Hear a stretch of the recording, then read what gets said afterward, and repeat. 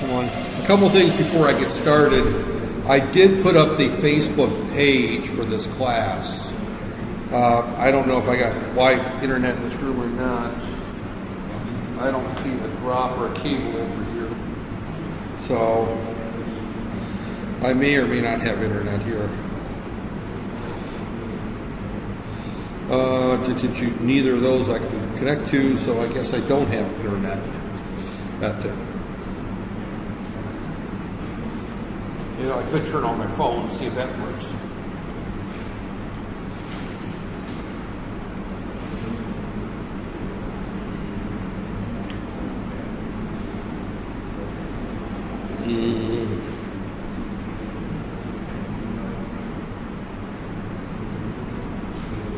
Keep it going for just a few minutes here.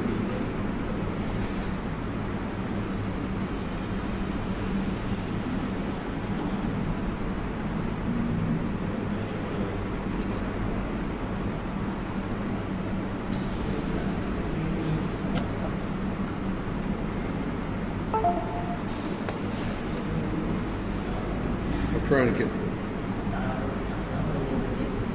Oh, there is the internet.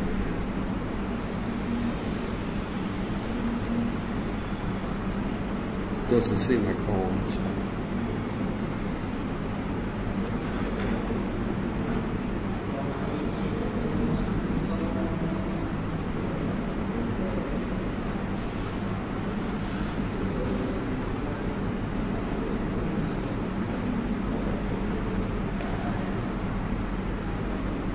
Okay, let's see if I can. Got a hint here. Okay, Facebook.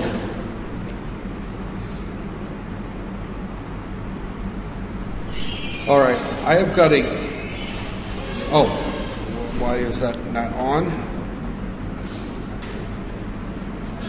Okay.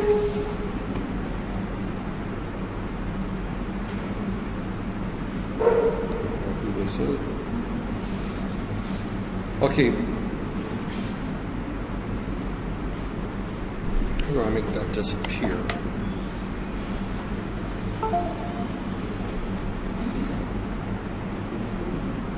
Oh, that chat thing disappear.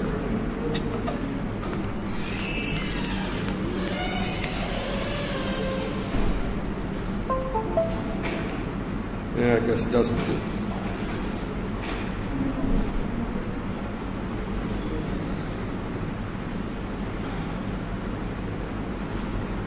Okay, well, regardless, there's a, on this website there's a page for Robotics January 2016 right there. And that is where I'll be posting the links to any videos I post up that there. It's a closed group, but my internet connection here is so bloody slow that. What's that? Use what? What? Oh, the learning management system? We can use either one. Hmm? What?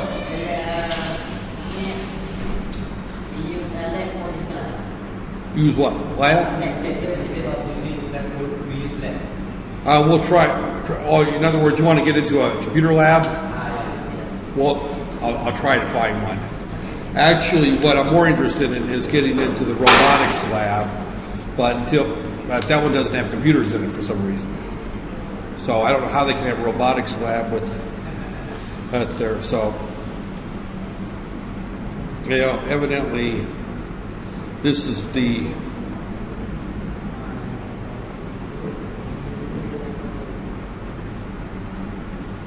Turn off chat.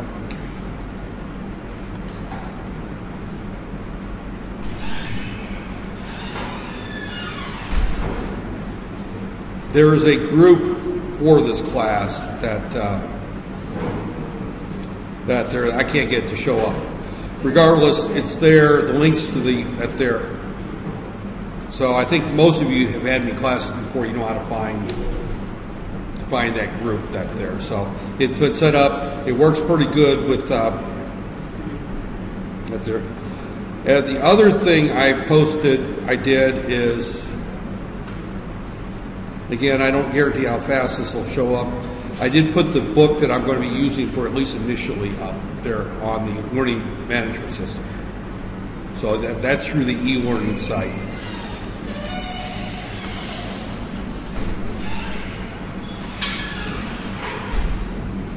So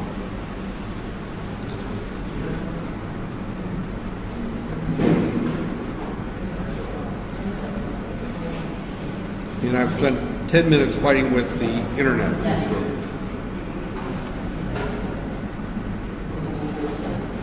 And it won't let me into the website. Okay. Well, regardless, I'm not going to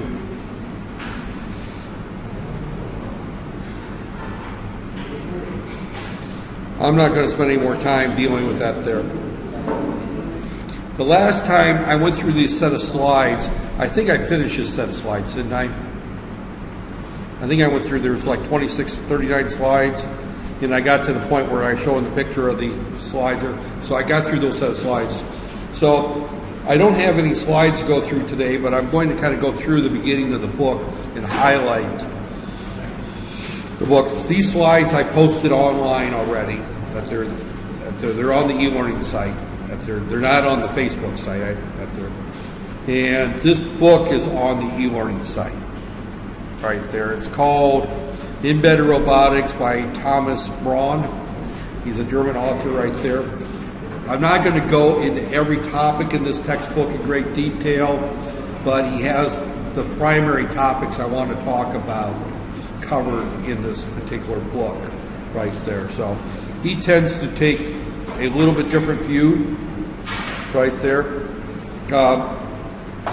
I'm going to probably do some highlighting in this book as I go through, and I will probably not post the highlighted book up until toward the end of the semester, where I highlight various sections that there.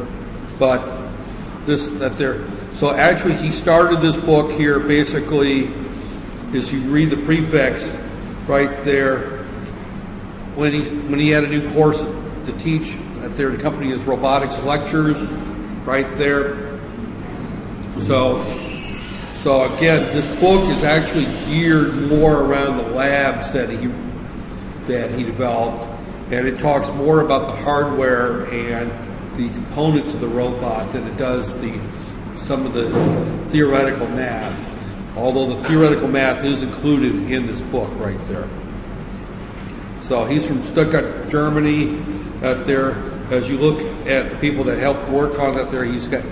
This particular book comes from a variety of locations from around the world, including Rochester Institute of Technology, which is one of the better engineering schools in the U.S.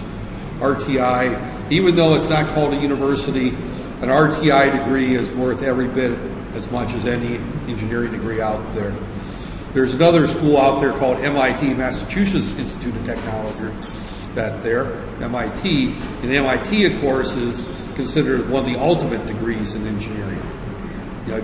I actually have worked over the years with a couple of PhDs from MIT, and they're sharp. They are sharp up there. So just because it says Rochester Institute of Technology do not downplay that school as not being every bit as good as any school you're going to find anywhere in the world. It's right up there with the MITs and the Stanfords and the Harvards, those particular schools. So, okay. Let's just kind of jump into the book right there. I am only going to cover up to about the first 12 chapters of this book right here when we get into simulation systems.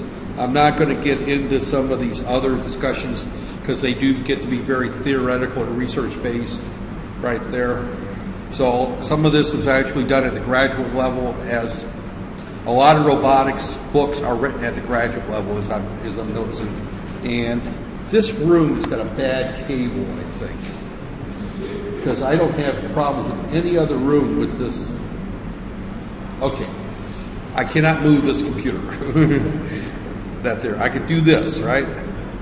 Okay, so as we look at robotics right there, one of the key things that we should point out there is that robotics really has come, when we look at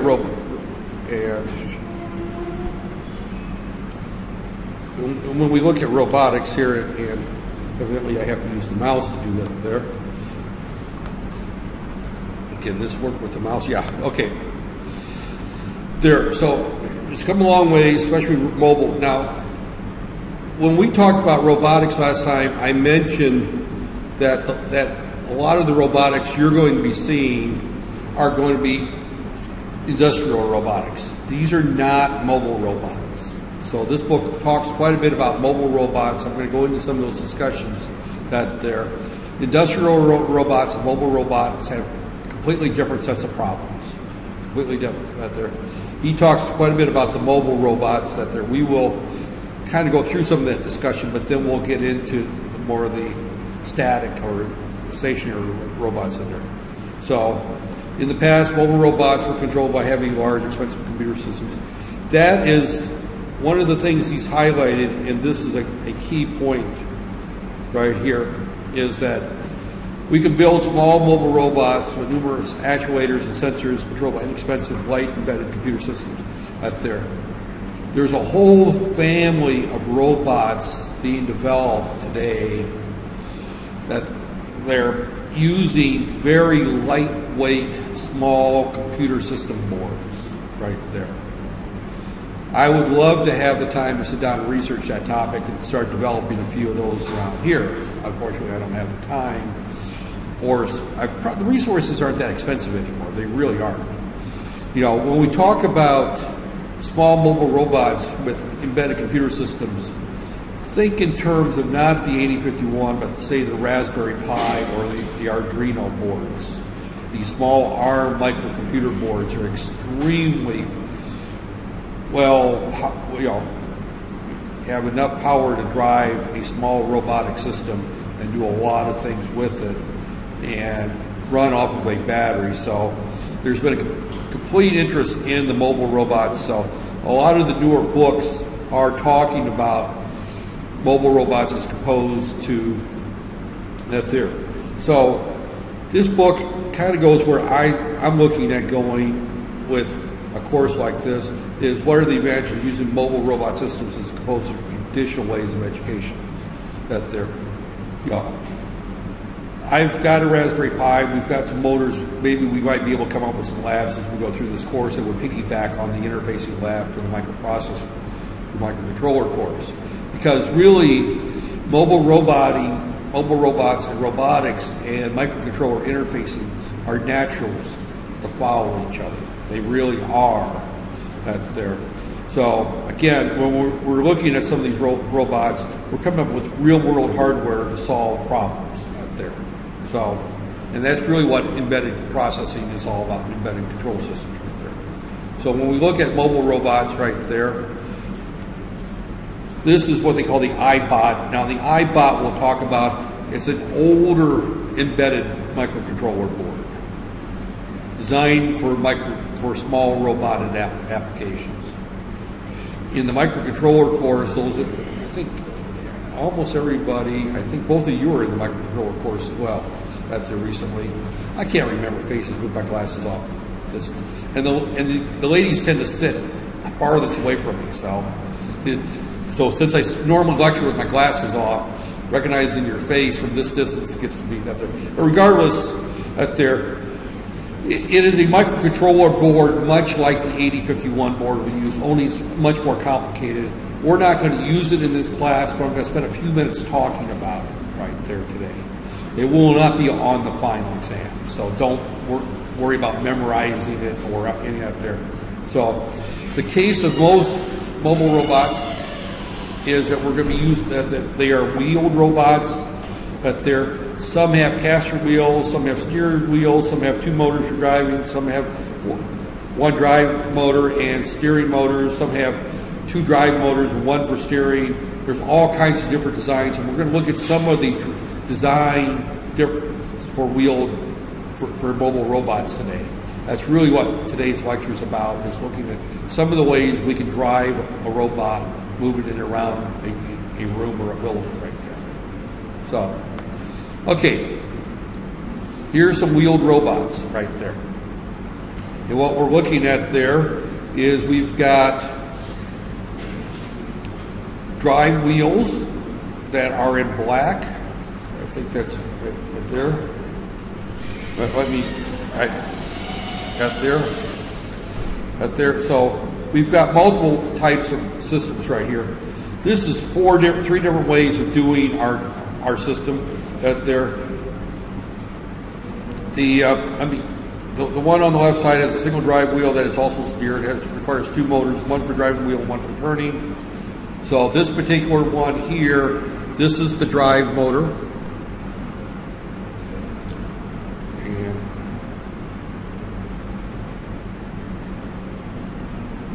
yeah, I guess I can't write on this particular one here. Give me 1 second here.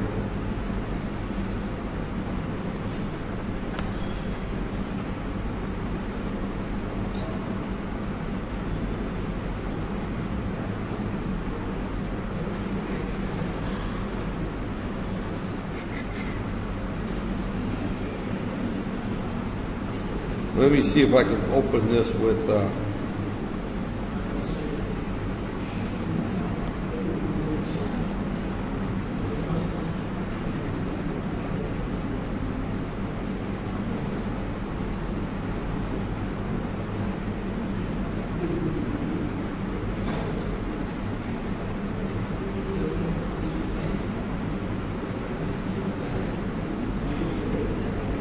okay, the reason I switched applications here is simply because I wanted to be able to write on the screen here. We'll see how well this works right there.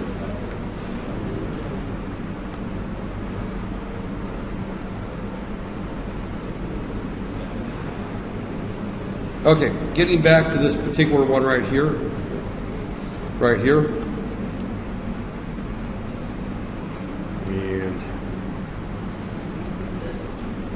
And maybe I can't write on the screen.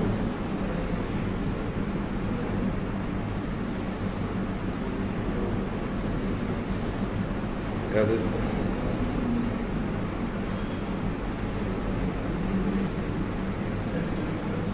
Yeah.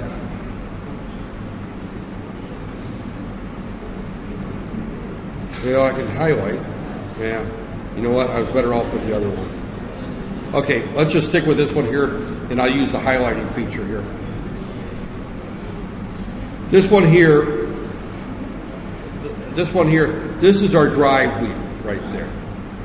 And there's a second motor that allows us to turn this right here. Later we'll talk about the different types of motors we can use for driving these here. This one here has two drive motors, one top and bottom here. And it uses a differential drive system. These motors here that are in square are not drive motors. They're just wheels that are sitting on the bottom right there, up there. And if I want to turn this, I will turn spin one of these motors faster than the other. So we have two ways of turning this. This motor turns faster. This one, it'll turn counterclockwise. If this one's spinning faster, it'll turn clockwise right there. This one has got two drive motors, but they're connected together.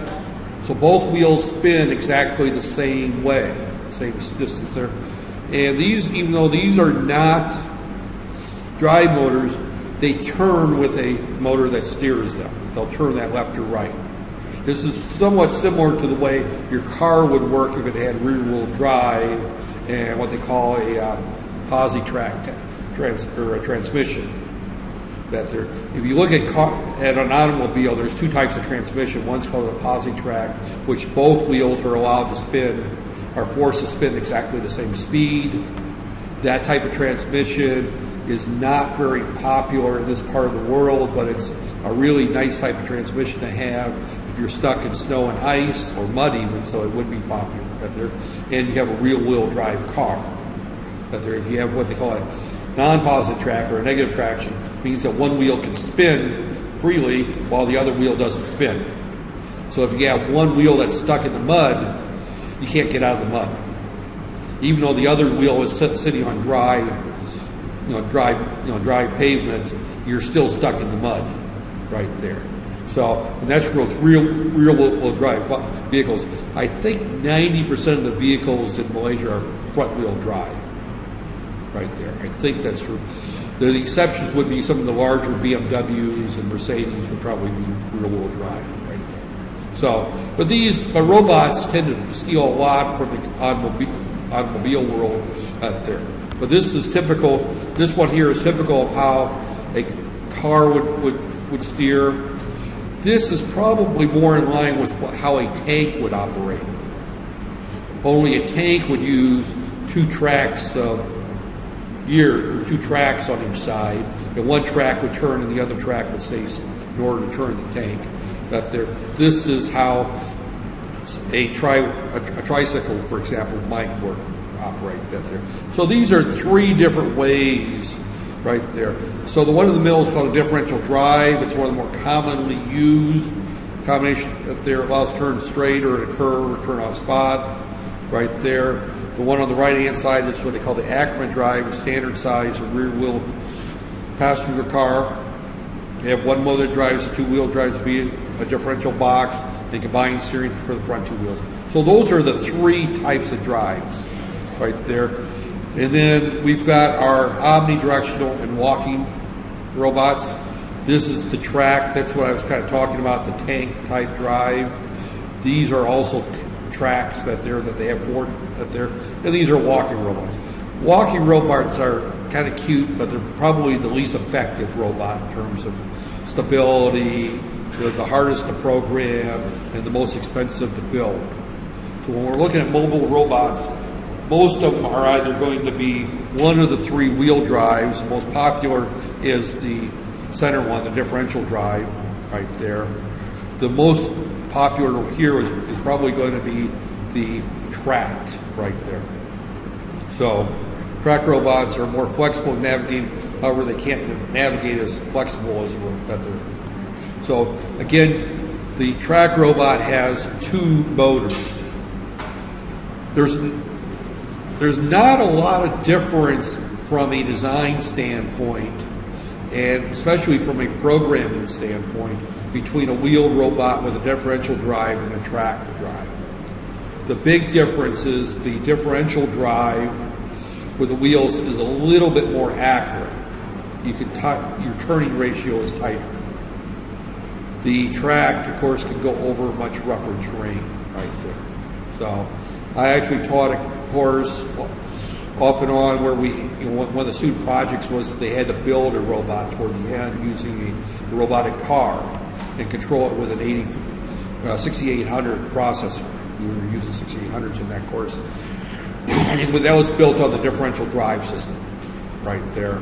And I had a number of students that actually used tracks. They decided it was more fun to build a tank-looking robot than it was to build the differential drive right there. So I've actually taught courses where they've built these types of robots before, right there. And actually, our 8051 could handle that project right there. I don't know if I've got enough to do that there. I don't have enough parts. These are just some examples of something out there. I'm just going to put there.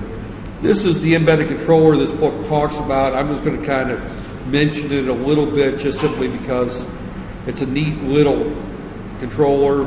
It's a very expensive microcontroller. Out of the UniKL budget to buy for a class like this, I think this particular microcontroller, well, first off, it's 15 years old out there, but it's also sold for like $400 or $500 USD a piece. The ones we bought for the 8051 course, we paid 40 ringgits a piece for. That's 40 RM, not 40 USD. These were 400 USD, so these are quite expensive boards right there. And if you look at this particular one, you can see it's a fairly hefty microcontroller. I should point out, though, that it's a hefty microcontroller. It's not as elaborate as the Raspberry Pi today. Raspberry Pi actually has much better specs than this does. It uses a 25 megahertz 32-bit microcontroller, 68,000 family. 68. I can tell this is an old slide because Motorola doesn't make microcontrollers anymore. They sold that division off at least 10 years ago to Freescale, so that would be listed as a Freescale part. It's got 1 megabyte of RAM, which the Raspberry Pi 2 has 1 megabyte of RAM. Right there, I know the Raspberry Pi's got 1 gigabyte of RAM. Not 1 megabyte, 1 gigabyte, 1,000 times as much RAM. It's got 512K of ROM. Now the Raspberry Pi doesn't have any ROM, but it's got a micro SD slot, so you can put an 8 gig micro SD card in it. So you know that's not a problem. It's got 1 parallel port. Well, the Raspberry Pi's got 4 parallel ports. It's got 3 serial ports, which the 80 Raspberry Pi's got more than that. It's got everything here the Raspberry Pi. It does not have. The only thing that's missing on the Raspberry Pi, and you can now get it, is the LCD.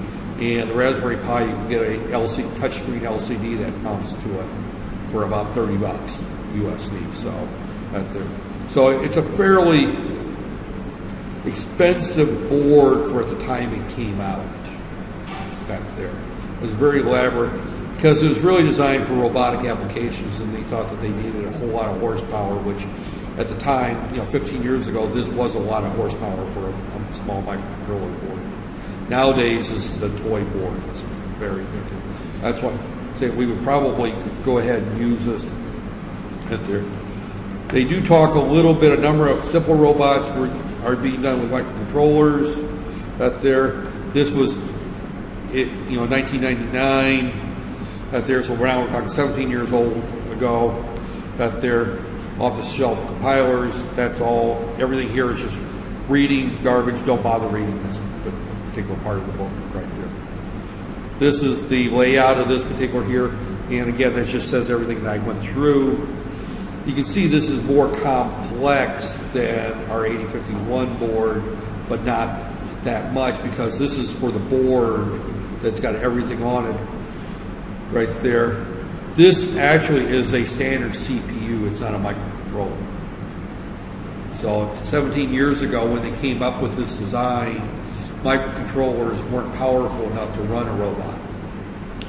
Today I'm telling you that a Raspberry Pi board will definitely run this robot. Anything this robot can do, you could do with a Raspberry Pi right there. So, right there. So, and this is kind of what it looked like right there. There's a camera input. The Raspberry Pi's also got a camera connector on it. You put the Raspberry up there. It's got a couple of serial ports with Raspberry Pi. It's got USB on it instead. USB has replaced it, reset. There's not so many buttons on the Raspberry Pi. It's pretty much just connectors. You have to add all that there to it, right there. This is the back that's got. Now, the one thing the Raspberry Pi does not have that this has is that this has built into it a lot of the motor controllers already is built into this board. This board was designed with robotics built in mind, so therefore the servos has 14 different servo drivers right there.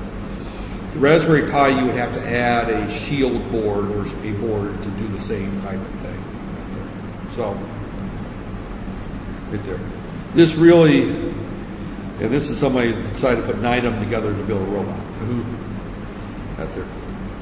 So, I'm going to kind of skip around here a little bit. Up there. This is kind of what we would see typically in any robot system. What we've got here is we've got the monitor program. This is RoBIOS and RoBIOS operating system. This is all part of the board right there, and then the user program is sitting right here. This is the software that you would design to write the robot. So this particular board had a BIOS program built into the ROM designed for designing robots around this board, and that's there. If we were to use something like the Pi, and I keep referring back to the Pi, you would probably use a off-the-shelf robotic set of libraries that would come with a shield. And when I talk about a shield, let me just kind of point out, here's the Raspberry Pi.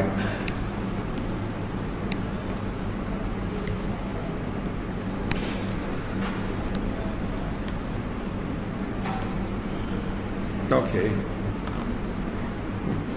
Well, don't tell me that. Right.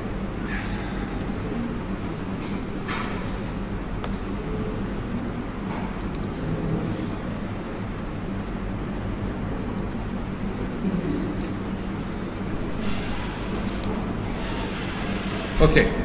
The Raspberry Pi is a board that looks something like this, and it's got a header strip connector right there. It's got a bunch of pins. And we saw something like that added to our 8051 board. And this is the board you place on top of the Raspberry Pi. And they'll call it a shield, and what it really is more of a daughter board. And that would have, if we're going to use the Raspberry Pi for robotics, it would contain a lot of the servo drivers and a lot of the interfaces. And it would come with a library, a set of functions that we would use to write robotic programs right there. So, as I said, I picked up this course at the last minute, so I don't have not looked at trying to get. I've got the Raspberry Pi. I've got a Raspberry Pi 2. I have not bought a Raspberry Pi robotic shield or any of the motors or anything to go with that. I may start buying some of that stuff so I can put some labs together. I'd like to do some labs in this course, obviously. You know, someone asked if we could have this in the lab. I'm more interested in doing labs that's relevant to the material we're teaching, not just because we want to have it in a computer lab so you can surf the internet while I talk. Yeah, I understand that. I understand that questionality, but it also would be nice to look at the book while I'm talking too, right? But we would have the shield, and there's also another series of development boards called the Arduino board that has robotic shields, very simple robotic applications. The Pi is a much more complex board. So when we look at small microcontroller boards, not that they're, and I should say microcomputer systems. I shouldn't even say microcontrollers. Some of the, the Raspberry Pi is a full-blown microcomputer by itself. That there, it will run Linux on it. That there, and that there, and if I had internet working, actually, there's an interesting set of slides I was looking at from today that I got in my email talking about Linux is becoming the new operating system for most robots. That there. So a lot of robots are being developed in Linux with that there, and they're being developed around boards like the Raspberry Pis. So as we look at the state of the art of the robotic industry, it's actually large robots are using Linux and desktop or laptop computers for their controllers. Small robots are using things such as the Pi. Both are Linux, have versions of Linux. The Raspberry Pi runs a version of Debian, which I'm probably talking Greek here. Most of you don't follow Linux, I'm sure. But the Raspberry Pi runs a version of Linux. And you can get the same version of Linux for your desktop computer. So the operating system that we're seeing for robotics development is actually Linux, is what we're seeing. That there. And the Raspberry Pi, actually, you install Linux on a micro SD card into it. You download the Linux from the internet, you stick it into the micro SD. The board has an HDMI output that you hook up to your monitor. It has a USB port for connecting your keyboard and mouse to it, and you bring it up and it's a full-blown Linux computer. And you can attach hard drives to it if you want to, DVD drives. I mean, it's a full-blown computer system, and it's the size of, it's smaller than my phone right there. So, so when we look at that right here, when we look at this right here, and now it works. I can circle things here. That there, all this right here is going to be replaced by the Raspberry Pi right there. This is going to be the shield or your custom hardware. In other words, that's the interface to your robot. That there. Right there. So that's the hardware that you as the engineer would design or you would use off-the-shelf components that there. This is the code that you would write to run your robot. Now this code here is much simpler to write because we've got all these library functions built into it right there.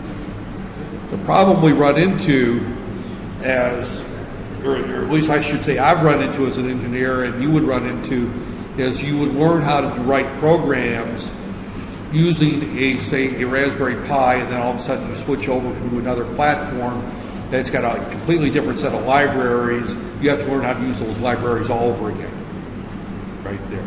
It's like learning a whole new language, a whole new way of doing things, that there. So people tend to try to pick one that's going to be around a while.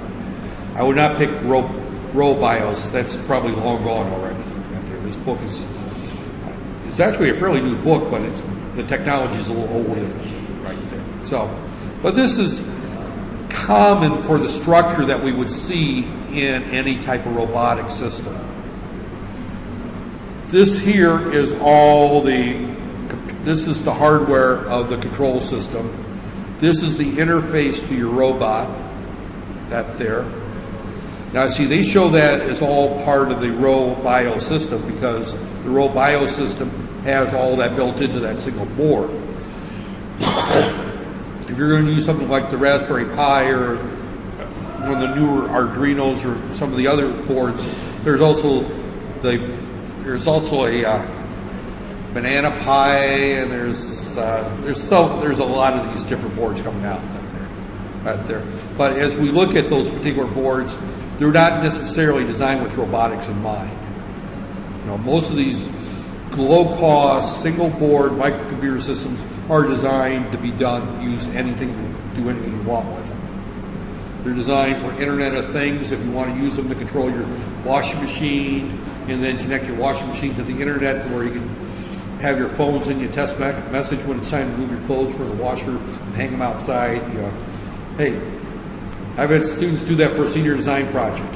That there, you know, they actually would have their phone send them a test message saying that their clothes are washed, and then they, you know, in the U.S. they have dryers, so they have another application that would send them another text message to say their clothes are ready to be taken out of the dryer.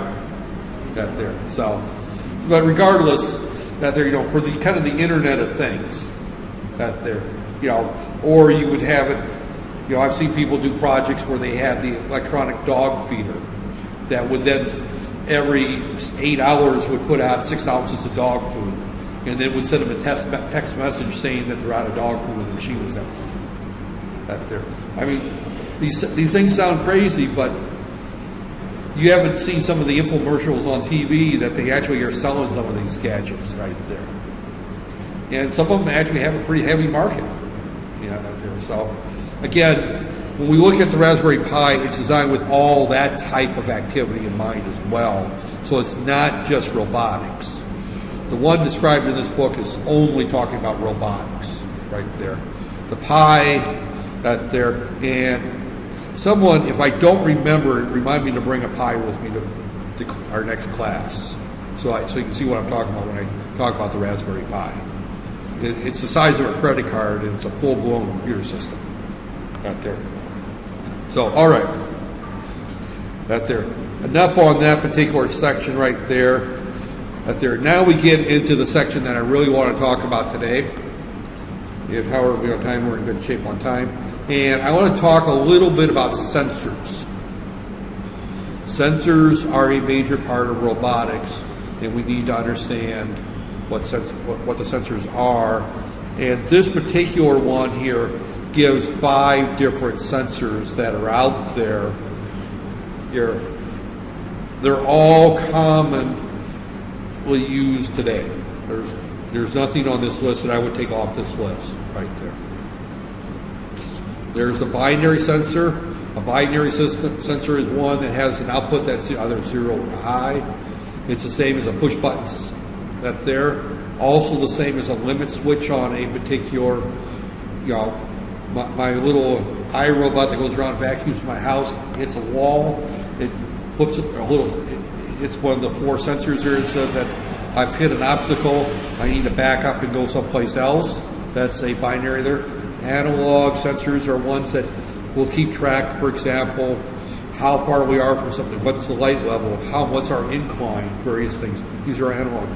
Timing signals are ones that we're looking at something that's going to give you some type of pulse width modulation. In other words, it's going to give you an analog data, but from a digital source. Serial, which is USB or RS-232. RS-232 is the old style. That's what I grew up with serial. USB replaced it probably close to 20 years ago. I'm thinking USBs. What? Yeah, that there. So the USB has been around for a long time. I remember when the USB first came out. And then parallel links are common for certain applications. The thing about parallel sensor outputs being that there is that normally they're for only short distances. There. When we look at the camera on the Raspberry Pi, for example, that's a parallel connection. It plugs right into the board. If you look at the camera input on this particular one, it plugs right into the board.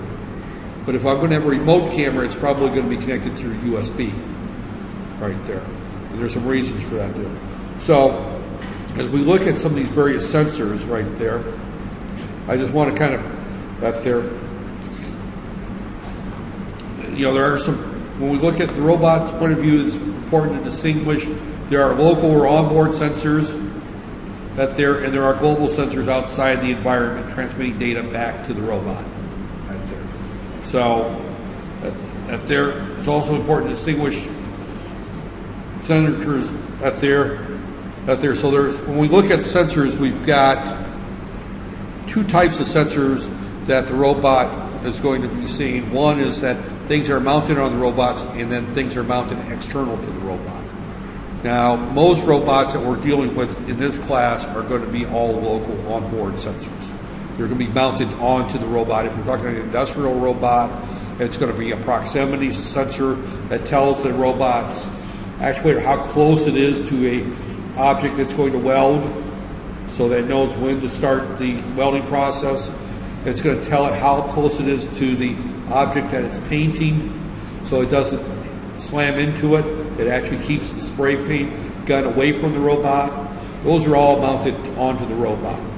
Global sensors are things like temperature sensors around the area, cameras that might see that it's going to go up a hill at a certain distance, things like that there. So internal or proper monitoring the robot's internal state. Temperature sensors that are telling the robot whether it's overheating itself. Sensors are monitoring the current going to various motors, make sure that the motor is not being there. And then the sensors monitoring the environment. Again, these are, you can have a local onboard sensor that's also an external sensor. A proximity sensor that measures the distance of a paint gun. When I say a paint gun, I'm talking about, here's the robot's hand, and in the center of that is a little nozzle where the paint sprays out. So, and it's got to be kept 6 inches away from, or 10 centimeters away from the object it's painting. It's going to go paint, down, paint. That's a local onboard sensor, but it's also an external sensor that's monitoring around what's going on outside the robot. It doesn't monitor something internal to the robot. Most sensors are local onboard sensors, and they're also external sensors. They're monitoring the environment around the robot, but the sensors are built onto the robot. Right there. Internal sensors are sensing things such as it's out of paint. I'm trying to spray paint and nothing's coming out. That would be an internal sensor. That there is measuring the flow of paint going to the arm. And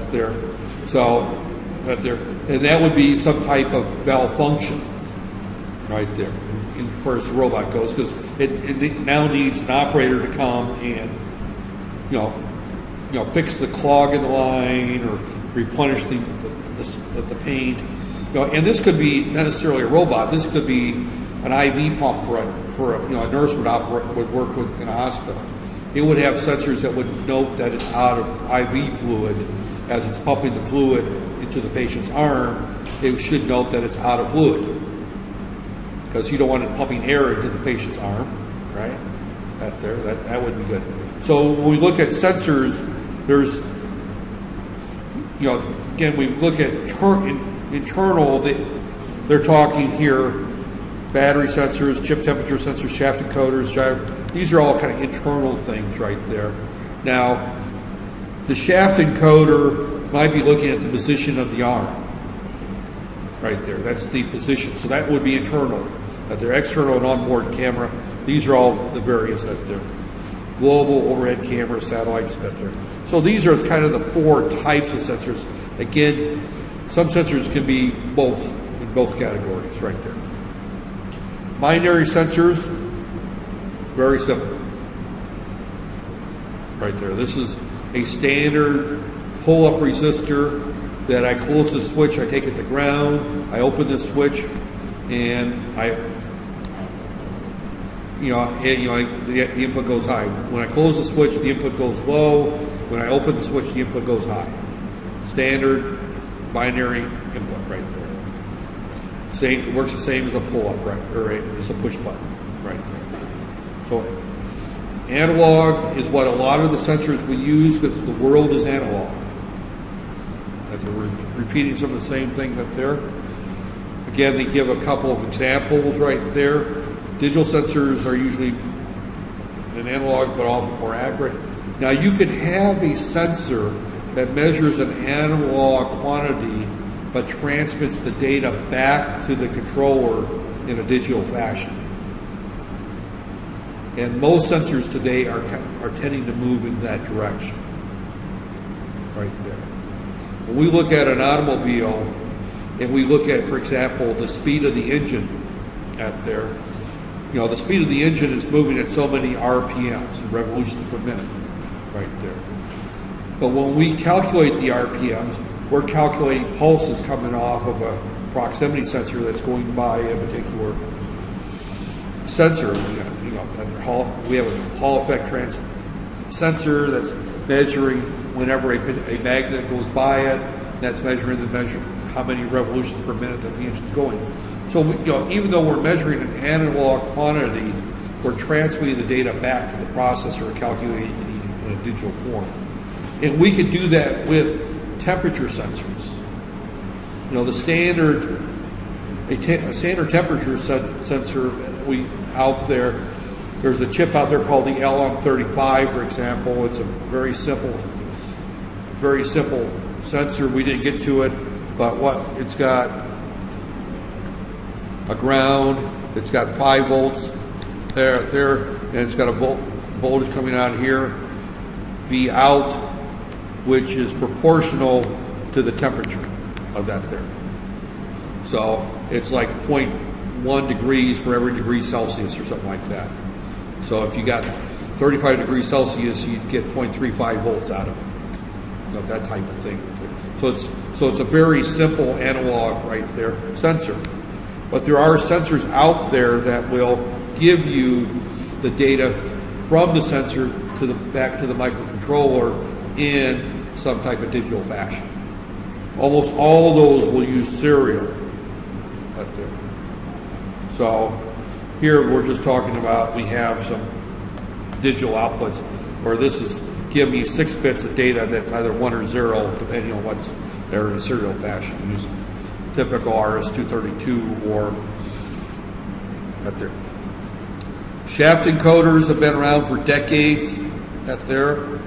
The first robot that I ever put together when I was a young instructor, we bought a little Heathkit Hero robot that I put together just to play with that there and use in one of my classes. We used what we call the optical encoder. That kept track of where the robot was, that we had a series of sensors that would look at this right here and tell me what position I'm in, right there. And I would read these sensors in a strange fashion. Now, these sensors normally would use a gray code. We didn't talk about the gray code when I talked digital. I don't know if you had somebody else for digital that might have talked about the gray code. A gray code is a numbering system, it's not a numbering system, it's a code. The difference between a code and a numbering system is that a code, you cannot do mathematical operations, but the thing about a gray code is that it changed one digit at a time. So I would count 000, 001, 011, 111, 110, 100, and then repeat. Right there. Because as we know, we go from one digit to the next, only one bit changes. And the reason you want that is because if you're moving a robotic arm around and you're basing it on position, if you have two numbers that are supposed to change at the same time and they don't change at the same time, you have an error condition and the robot's going to malfunction. So whenever we go with an encoding system, we always have to use what's called a gray code system. Right there. We used a gray code when we did Karnaugh mapping. That's you saw the Karnaugh map before, because the Karnaugh map, remember, went 00, 01, 11, 10, right? And then, of course, these two were attached to each other right there. You know, right there, Karnaugh mapping, right there.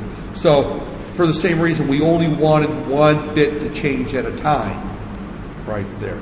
So our gray code for our Karnaugh map was 01, 01, 11, 10, then we went back to 00 right there. Right there. So we used the gray code for the Karnaugh mapping. And that's the same thing as what we're seeing here with this shaft encoding. We're going this way here. This is 000, 001, 011.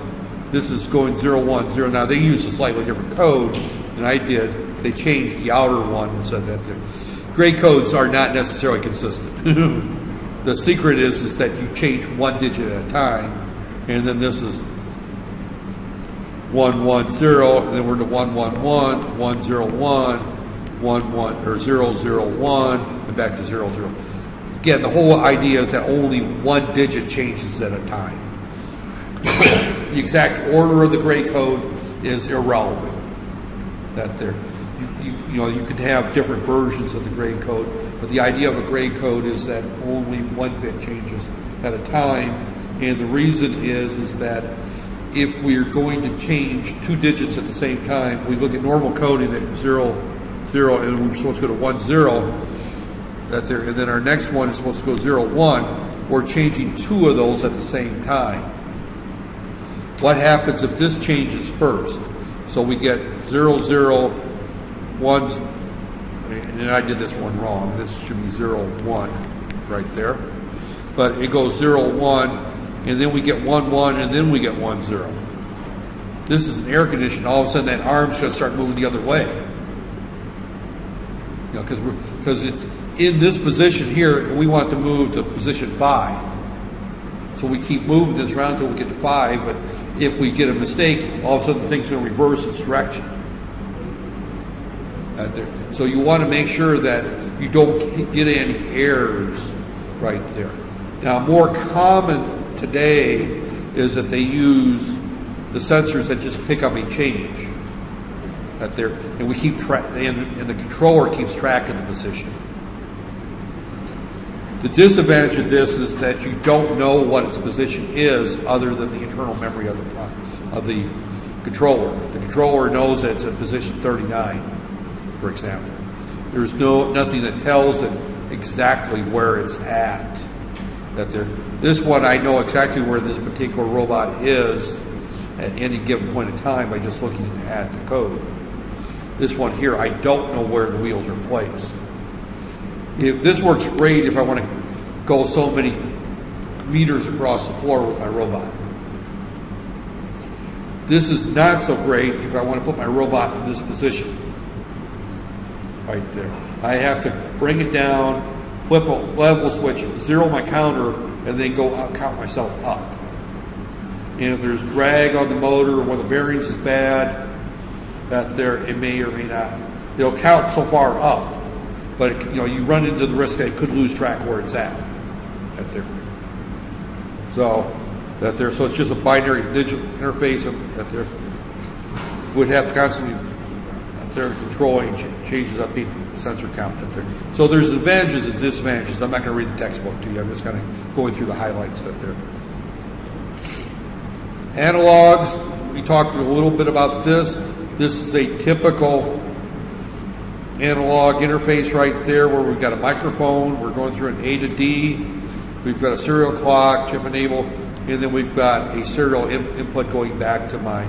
This is not giving me an 8-bit input, it's giving me a serial input right there. There's a lot of different variations of A to D converters right there. Typical are either parallel, which is what we talked about in the microcontroller class, at 8 bits of accuracy. Actually, I think you could have a 12-bit. Those are built into the 8051. They're also built into the up there. Up there, many others use a multiplexer. Up there, where we can have multiple. Up there, we can have all kinds of A to Ds. We talked about them before. All we're mentioning is that it's not uncommon for robots to have A to Ds built into them. So we need to mention the fact that we have analog digital converters as part of our robotic system right there. Position sensitive devices. This is just talking about one typical type. This is a sonar device. Has anybody heard of the term sonar before? What it basically is it's measuring distance by emitting a sound and then having a sensor pick up how long it takes for that sound to bounce back. Is it raining? Oh, I didn't finish class soon enough. Hopefully it stops. Now I have no reason to hurry, right? Right there. Okay. Sonars have been used for a long time. Right there. They're not very commonly used for measuring long distances, with the exception of underwater. Right there. In a previous lifetime, I spent a lot of time dealing with sonar systems. Right there. When I worked at Magnavox for several years, I worked in what they call the sonobuoy group. The term sono means that we probably worked with some type of, sonar type device, and what we were looking for were submarines underwater. So we would drop these devices down into the ocean, and we would listen for submarines right there. And there's two types of sonobuoys. There are what they call the passive sonobuoys, which is basically a microphone that just sits there and listens. That they're not very effective because you're listening for something that's underwater, could be quite large. It can be very noisy at times. It can be very quiet. You also got other noises under the water, like whales. I mentioned say whales, but dolphins and things like that confuse the computer system out there. So then you've got the active, which would actually send out a ping or a beep. We called it a ping, but it would sound like a big beep out there, and we would listen for the beep to come back, and then we would do that multiple times to look for something that's moving, and then we would try to decide whether it's a whale, dolphin, or submarine right there. So, but regardless, underwater, but this is a very common type of device. A lot of the newer cars are including it on the bumpers, for example. Has anybody got a car that goes beep, beep, beep, beep, beep, beep, beep, beep, beep, beep? That uses the sonar right there to measure how far you are from the object behind you. Now, why they don't put those on the front corner bumpers, I don't know. I think they ought to put them on the front corner bumpers as well, right there. But regardless, but again, the whole idea is that it measures the time it takes the signal to bounce back. They're fairly accurate with differences in atmospheric conditions. That they're at 80% humidity and 35 degrees Celsius weather. The air tends to be a little thicker and a little heavier than it does at 30% humidity and about minus 10 degrees temperature. There, the signals tend to bounce back a little quicker. But when you're dealing with, say, something like your MyV, that's you're backing up and listening for, so you don't hit, the front door of your gate, that there, plus or minus a couple of nanometers doesn't make much difference, right? That there. So, but these are typically used. These are also used in my paint sprayer that I keep going back to. That there, very commonly used distance device. That there. So again, measurements are about that there. robots also use the old Polaroid sensors. Used to use these for taking pictures. But they would submit signal or repeat it about 20 times a second until it picks up its typical clicking sound. Some of them you can actually hear the sensor click. You can actually hear the signals coming out of the sensor. Stand behind your MyV and make sure the person's got their foot on the brake there with it in reverse, and you can probably hear a little clicking sound coming out of the bumper right there, and that's that ultrasonic click coming out. It may be faint enough you might not hear it. More modern ones aren't quite as loud. So some are replaced by infrared and laser sensors. Same type of only they're bouncing off lights. The problem with the infrared and the laser is that if you're in bright light conditions, they tend to get masked out. Especially the laser. The laser, if you're shining a laser light and measuring for the light to come back, and you've got bright sunlight coming, then it tends to be those tend to be more accurate Yeah, so the more standard for mobile robots is the laser, but I see a lot of them still use the ultrasonics. Again, there is right here. Again, this is the infrared. Same principle. You got an LED. It flashes a light. We measure how long it takes before it bounces off of that there. These are the infrared sensor. The lasers, again, basically the same type of thing. Compasses, I'm not going to dwell on. Compasses are used in a lot of different applications. I personally have not done much with compasses as far as sensors goes, although every phone has a compass because it's got a GPS system in it right there. So keep in mind though that if your phone's in a metal case, the GPS compass is pretty much worthless. Or if it's got a magnetic case, it's pretty much worthless because compasses rely on magnetic north. Has anybody ever used any of the to find the keyboard, any of the applications on their phone for doing that there? I keep mine in a plastic case. My wife has an iPad with hers, and she has to take it out of the case and kind of kick it on the floor and spin it around to see if it works. That's there. But one of her favorite tricks used to be to put it on the bed in the middle of the hotel room. And that doesn't work very well because the hotel bed is filled with metal springs, right? So you have to kind of find a place away from any metal because the compass relies on a magnetic north and metal springs inside the bed will screw it up. A metal desk chair inside the room will screw it up. A magnet there, if you've got, I got it here. If you've got any case that looks like this, if I can get it out of this thing, that has a magnet on it. Right there. This has got two little magnets. I don't know where they're at on it. But there's magnets in the case that keep it closed right there.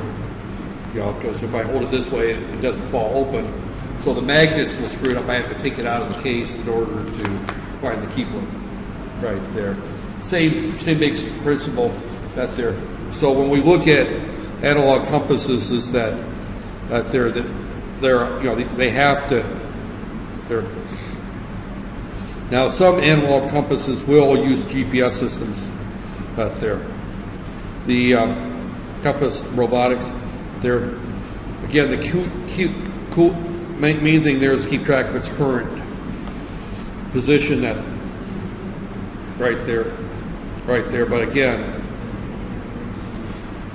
so sometimes you'll use there. Now, something about GPS signals I should point out is that GPS signals, going back to the history of GPS was originally developed by all people, the U.S. military. I pick on the military, but at the same time they're responsible for a lot of technological breakthroughs. And they put the positioning satellites up in the sky in order to help military operations find the places They opened up the GPS satellites for civilian use about 20 years ago. They've been in use for many, many years for military operations. For many years, the FAA, which is the Federal Aviation Association, and a lot of the other flight schools refused to allow aircraft mechanics or aircraft pilots to use GPS as their primary mode of transport or identifying their position, simply because the military reserved the right to turn it off at any point that they wanted to turn it off. They still reserve that right. That there. I mean, the U.S. military, if they decide that they want to invade a country that relies heavily on GPS systems, they can turn off the GPS satellites, or they can just put them in the crypto mode, where only they can access it. So they are tight. They are controlled still to this day by the U.S. military. So the military can either turn them off, or they can encrypt their signals so that only they can use them. That there. The other thing about GPS systems is they intentionally place a random error plus or minus 20 meters in every signal. They're deliberately not accurate. That there. Now, a lot of GPS systems get around that by taking 20, 30 samples and averaging it. That there, and they get pretty close that way, but they're deliberately not accurate. They're not 100% accurate. If I was to pull up the GPS system and ask where it's at, it's going to show me that I'm in this building, but it may show me outside the building 10 meters, it may show me across the hall. It's going to show me within 10 to 20 meters of where I'm at. If I pull it up at my house, it might show me next door, or it might show me the next street over. It's going to be pretty close to where I'm at, but it's not going to be exact. If you looked at the actual signals coming from the GPS satellites without the error, it could put you down within about a tenth of a meter. Got there. So compasses and GPS systems have some inherent error built into them. And that error is deliberate because of who owns the system. Got there. So, and you got to remember, one of the uses of GPS systems is for what?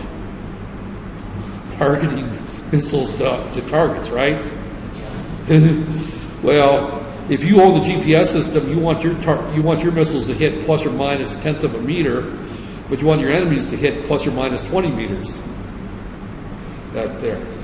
So when you look at who owns the system, you understand why the error is there. So, and I'm not defending them other than the fact that they own the satellites, so they can do what they want with them, right? So that is one of the inherent problems when you rely heavily on GPS for robotic applications, is that you're not going to get heavily accurate readings. Compasses will quite often give you errors because of the environment around them, and you have magnetic interference everywhere. Right there. You have magnetic interference everywhere. Gyroscope just looks at your position however something's turned. Accelerometer looks at how fast you're accelerating or deaccelerating. Inclinators look at how much you go up and down. These are mechanical type measurements that are converted into electronic signals. All robotics have some type of these in them, whether they're stationary or moving robots. We have to keep track of those that they're. This gets into a little bit more of the details. I'm not going to get into that there. Right there. Digital cameras are complex sensors used. Digital cameras, when they first came out, were extremely expensive. Today, they're extremely cheap. Everybody's got a camera on their phone today, right? It's probably the most commonly used camera. You can buy a digital camera and stick it into a Raspberry Pi for like $5, $10 right there. I've used digital cameras for various operations, such as looking at green spots on potatoes and automated potato sorting machines. We take a digital picture of it. We scan the picture for green spots. If there's a green spot, we give it a puff of air, it's kick it out. Actually, we have a lever, but it's a pneumatic actuator that just kicks it out. That there. So cameras are very commonly used in a lot of industrial robots today. Our automatic paint sprayer, once we're done spraying it, we'll probably do a quick pass back and look for missed spots. So it can go back and hit those missed spots right there. So there's lots of uses for cameras right there. So again, they get into that there. One of the very first camera sensing operations I saw was probably 25 years ago, and that was looking for the closed latch on the truck. And we just had a camera, and all it was looking for was an image that showed that our latch was closed. If that image didn't match the closed latch, that truck would not blow over into the paint tank right there. Because if it lowered into the paint tank with that latch open, it will come out of the chassis, that they're, you know, the mounting chassis, and pull to the top and shut down the line for the next 6 hours or 4 hours. I don't remember what it was. It cost the company roughly $200,000 in lost production. So we would have the digital camera. And I think that's going to kind of wrap up this chapter here. That I'm not going to get into the sensors. We could spend an entire semester on digital image processing. Believe me, that's an entire semester all on its own right there. I think that wraps up today right there. And right there. And I still talk my little hour and 10 minutes, right?